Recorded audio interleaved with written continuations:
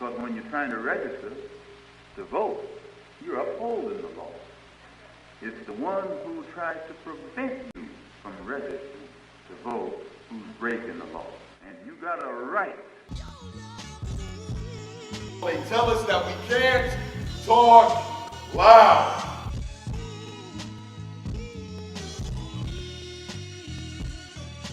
And that's our generation. We can't be afraid to be leaders, and we can't be afraid to be controversial. So you can split it up like Democrat, Republican, do whatever you want. But at the end of the day, it's who's going to do the best for you.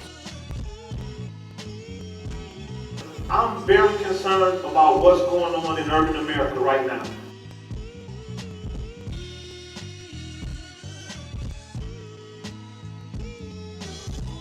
There has never been this much congressional power by black people in the history of this country. I think we have to get out there and we have to be seen and we have to be heard and we definitely have to vote. What are you passionate about? What do you want to change? Squeezing juice from a cow or teaching ego and id, humility. We are the lost generation. And through the efforts of others, we are consistently humiliated, and by our own efforts, we are constantly degraded. So this is the anthem. Stand up.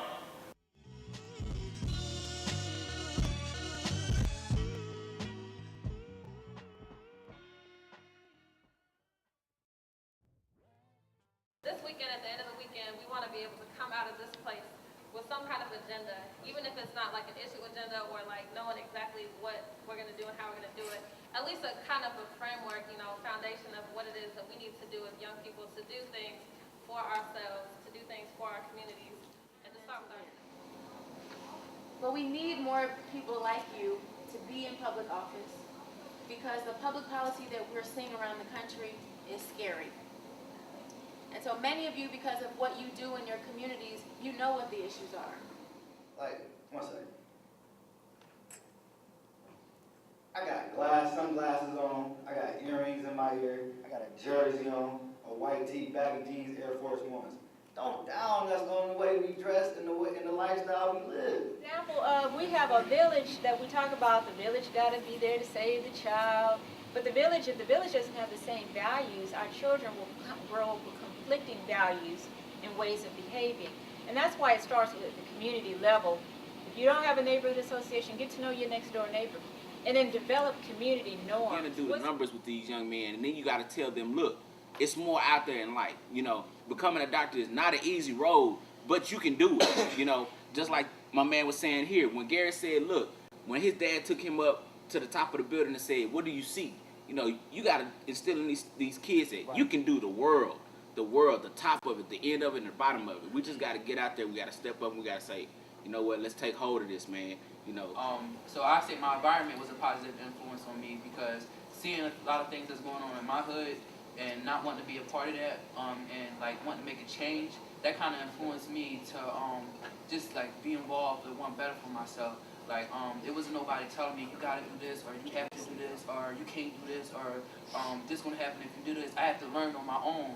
You can't do business unless you have trust within that community. That's right. And you don't build trust in that community until you invest in that community. So I'm a conduit for that. Because they think that at 16, 17, 15, you all aren't organized and mobilized to effect change. You can't vocalize your problem. So why would the elected official be scared of someone that can't even vote in his or her district? We need to start standing up in our community and holding elected officials accountable. We need to start standing up and demanding as citizens what it is to be first-class citizens. And we also have to teach and encourage our children, our young people, and other people in the community that we're not just going to stand for any old thing. We want real change, not chump change. We need to do a better job of providing positive examples and really people that look like us, that have come from where we've come from. Yes. We don't have to live in poverty. We don't have to live in crime-ridden neighborhoods, and we don't have to feel like there's nothing we can do about it.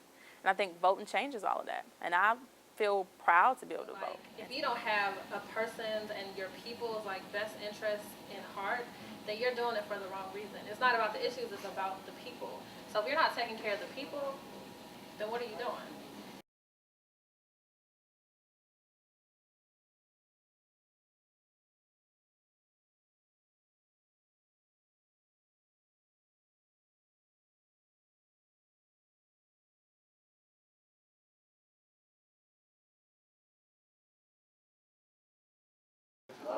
Bring New Orleans Black was a campaign to get out the vote that we had in New Orleans.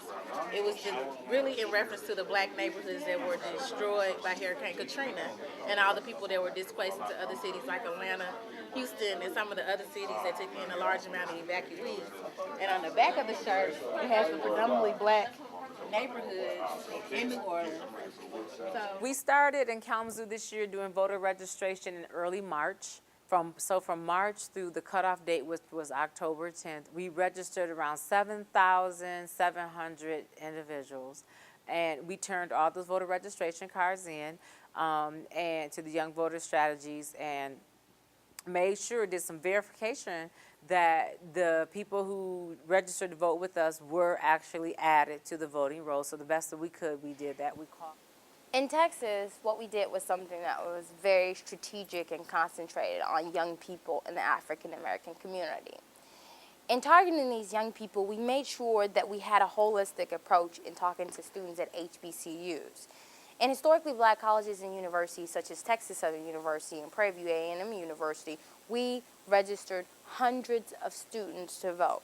But we also were able to reach the masses at smaller universities that are historically black, such as Jarvis College, Texas College, Wally College. Yeah, in Dallas, what we did was voter registration through an organization I'm a part of called ECOJA. It's geared directly to get young adults between 18 and 35 more involved socially, economically, and politically. Politically, what we did was we got with the high school senior sponsors, and we went in and we met with the senior sponsors and had the senior sponsors to get through the school to do voter registration.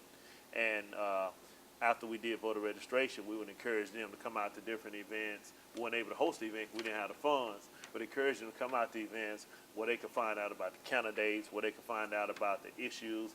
In Dallas, we just passed a $1.35 billion bond package that's going to directly impact them.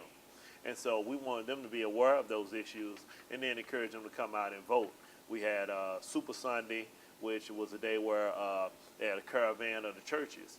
And so immediately after church, they caravan all the members to the polls. So the young people got a chance to come and see, you know, the things they may have seen from documentaries, Eyes on the Prize, got a chance to see it happen today.